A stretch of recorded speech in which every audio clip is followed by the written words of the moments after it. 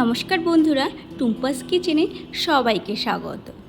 আজ নিয়ে এসেছি নতুন একটি রেসিপি, স্বাদে গন্ধে ভরপুর নতুন একটি পাতুরির রেসিপি। চলুন দেখা যাক কিভাবে তৈরি করছি এই সুস্বাদু রেসিপিটি। সাধারণত আমরা যখন পাতুরি তৈরি করি কলা পাতাটাকে আগুনে সেঁকে নিই, তাতে বেশ সময় চলে যায়। যখন আমরা অনেক পরিমাণ পাতুরি তৈরি করব, তখন আমরা যদি জলে এইভাবে 1-2 মিনিট কলা পাতাটাকে ভাপিয়ে নিই, তাহলে পাতাটা খুব সহজে নরমও হয়ে যাবে, একসঙ্গে অনেকগুলো পাতা রেডি হয়ে যাবে। বেশিক্ষণ নয়, জাস্ট 1-2 মিনিট ভাপিয়ে নিয়ে ঢেকে রেখে দিলেই হবে।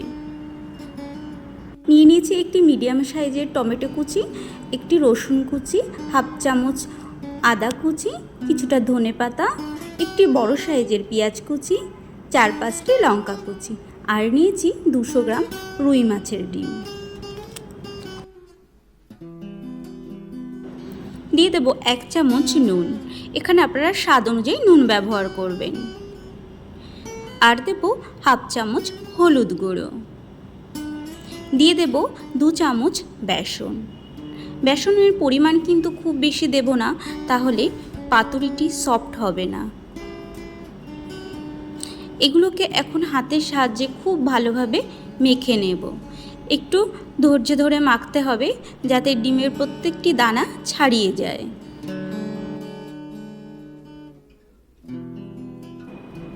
অনেকেই মাছের ডিম খেতে চায় না, খসখসে লাগে বা শক্ত লাগে, কিন্তু এইভাবে তৈরি করলে পাতুরিটা অসাধারণ সফট হবে আর গন্ধে স্বাদে ভরপুর। একটু স্বাদের জন্য দিয়ে দেব সর্ষের তেল। খুব বেশি তেল মশলা নয়, জাস্ট 2 চামচ সর্ষের তেল দিয়ে দেব। এটুকু তেলেই রান্না হয়ে যাবে।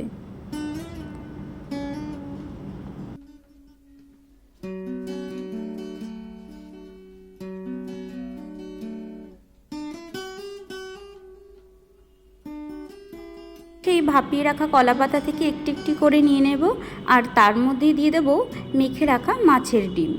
এখানে আমি একটি পাতুরিতে 3 চামচ করে মাছের ডিম দিচ্ছি। দিয়ে এটি ফোল্ড করে নেব। দুদিকে ভাঁজ করে এটিকে উল্টে দেব। উল্টে দিয়ে আবার দুদিক থেকে ফোল্ড করে দেব এবং একটি সুতোর সাহায্যে এটাকে ভালো করে বেঁধে নেব। এভাবে পাতাটাকে ভাঁজ করলে যখন আমরা ভাজবো, সমানভাবে তাপমাত্রা পাবে ডিম, এবং একদিকে পুড়ে যাবে অন্যদিকে সেদ্ধ হবে না, এমন হবে না। চলুন আরেকটি দেখিয়ে দিই কেমনভাবে তৈরি করলাম।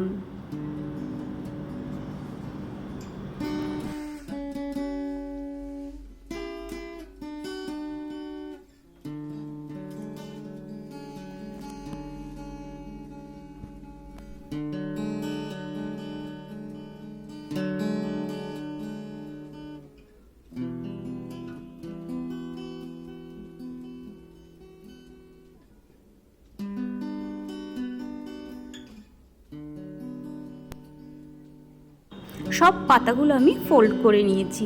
এখানে আমার 8খানা পাতুরি হয়েছে। ওভেনে একটি কড়াই বসিয়ে দিয়েছি, কড়াই গরম হয়ে গেছে। দিয়ে দেব 1 চামচ সর্ষের তেল। তেলটাকে কড়াইয়ের সব জায়গায় খুব ভালোভাবে লাগিয়ে নেব। তৈরি করে রাখা পাতুরিগুলো এক এক করে দিয়ে দেব। কড়াইয়ের সাইজ এখানে আমার খুব বেশি বড় নয়, তাই 4টি করে আমি একসঙ্গে ভেজে নেব। গ্যাসের ফ্লেম মিডিয়াম টু লো রেখে জাস্ট 3-4 মিনিটের জন্য ঢেকে দেব।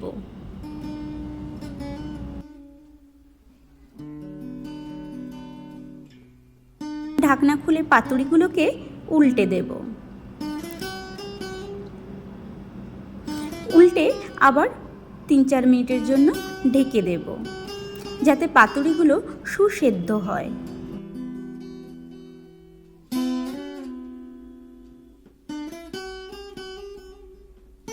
এবার ঢাকনা খুলে দেব, আর ঢেকে দেব না। এবার 5-6 মিনিট বেশ এইভাবে উল্টে পাল্টে ভেজে নেব।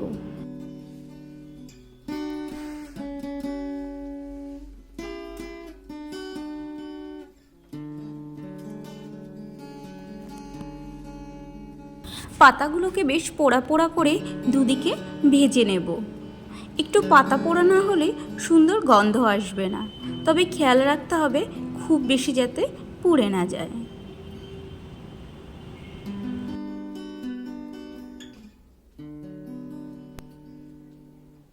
পাতুরি ভাজা একদম রেডি। এবার এগুলোকে আমরা একটি পাত্রে তুলে নেব।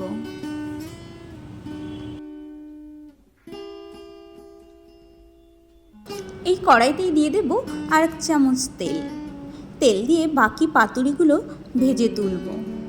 200 গ্রাম ডিমে 8 পিস পাতুরি হয়েছে, কিন্তু 8 জনের জন্য যথেষ্ট নয়।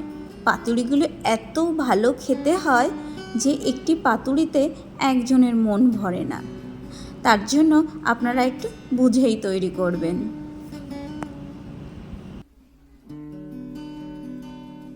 সবগুলি পাতুরি একদম রেডি। এবার এগুলোকে একটু খুলে দেখাবো কেমন দেখতে হয়েছে। কি দারুণ দেখতে হয়েছে। ওপরে হালকা হালকা পড়ে গেছে, আর ঠিক এরকম হালকা পোড়াতে হবে, তবেই কিন্তু সুন্দর গন্ধ আসবে। আপনারাও বাড়িতে তৈরি করুন, খান। আর আমার রেসিপিটি কেমন লাগলো কমেন্টস করে জানাতে ভুলবেন না। ভালো লাগলে লাইক শেয়ার করবেন। এরকম রেসিপি দেখতে হলে চ্যানেলটিকে অবশ্যই সাবস্ক্রাইব করবেন। Thank you.